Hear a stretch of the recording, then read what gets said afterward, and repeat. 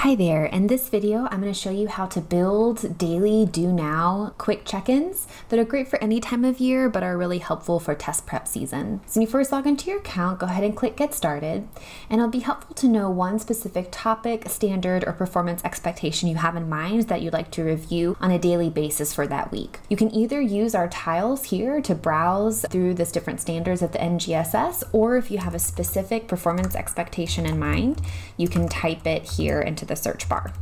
Once you have your standard or topic chosen, you've clicked enter, you are now searching, yay you, I would scroll down all the way to the matching phenomena with questions section. What you're going to see down here are these are 4 different phenomena that match the MS-PS3-4 performance expectation. So what I would do is choose the phenomena that seems most interesting to you if you are considering a test prep stance when creating these different small little check-ins. I would choose a phenomena maybe that's different, that students maybe haven't really experienced yet this school year. This is a great practice of transferring understanding and knowledge to new situations.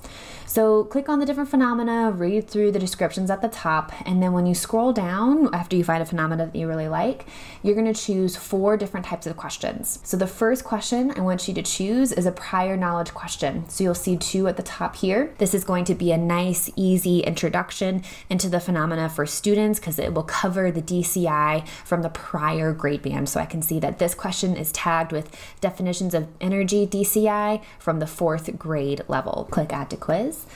Great. So the second question we would encourage you to choose is an on-grade level knowledge question. So these questions are going to cover also just DCIs, but at the current grade level. So now we're up to the middle school level. So read through the 2 questions and select one you like. Add to quiz. Beautiful. The third type of question we recommend choosing for these daily check-ins and do-nows is a formative question. You're going to notice that the formative questions are the DCI and the SEP, or the DCI and the cross-cutting concept.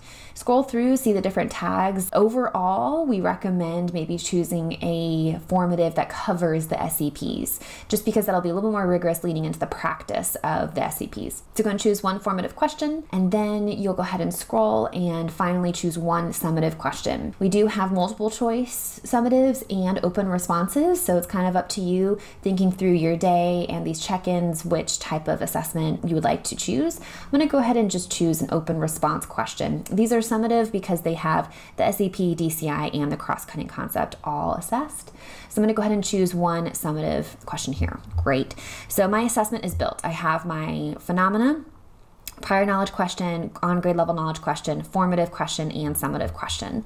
So I'm going to go ahead and label this. So how we recommend using this after you have this assessment built is you'll always find after we click save and you get your little notification, at the top you can find your assessments at any point. You'll see what's been assigned and then you're created by use. So how I recommend this daily check-in to go for students is day 1, so Monday specifically, you just preview the phenomena. You can have students log into InnerOrbit to do this, or you can click on the assessment like I've done here, then click the preview button and just display this, screen share, anything that works best for you in that regards, and just talk about the phenomena. So just read through it, get some initial impressions, maybe make some predictions, things like that. So just really quickly introducing them to the phenomena, maybe talk about the connections to your current coursework or previous coursework if it's a test prep review. That would be really helpful. So that's Monday. Then Tuesday, students would log on to InnerOrbit. They would click into the assessment after you've assigned it to them, and then they would just do question 1 on Tuesday. So the question 1 is the prior knowledge question.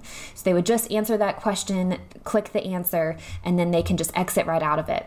It's going to save students work for them as they go, so they don't need to click save or they don't need to answer all the questions on that one taking. So what I would recommend doing is just they log on to InnerOrbit as soon as they come into your class in the beginning of the period or even closing to the end of the day, and they just answer a question as they go. Tuesday would be question 1, the prior knowledge question. Wednesday would be question 2, the on grade level knowledge question. Thursday would be the formative question, and then the 4th question would be on on Friday, the full summative question. So then once they've answered all of their questions as they go, and each time they log in, it'll save their work for them as they go. They've answered all the questions on Friday, this button, because everything will be complete, they can click I'm done and submit it. So that's helpful. So you don't have to make, 4 different assessments for each of the days. That InnerOrbit will save their work as they go in each day and just do one question each day.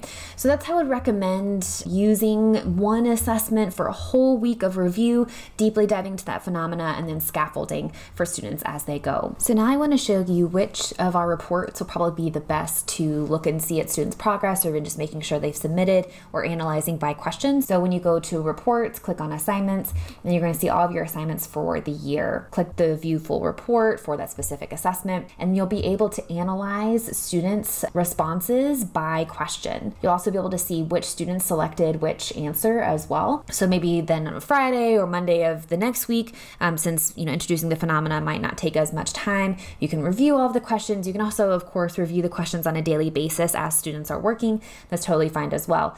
But the assignment report is probably going to be the best way for you to see how students did on each individual question. And since each question builds in complexity, that's probably the most interesting way to see students' progress on your weekly check-in. So have so much fun using these assessments, and please let us know if there's anything we can do to help you. Contact us with the site chat down here in the bottom right corner, or email us at support@innerorbit.com. Happy orbiting!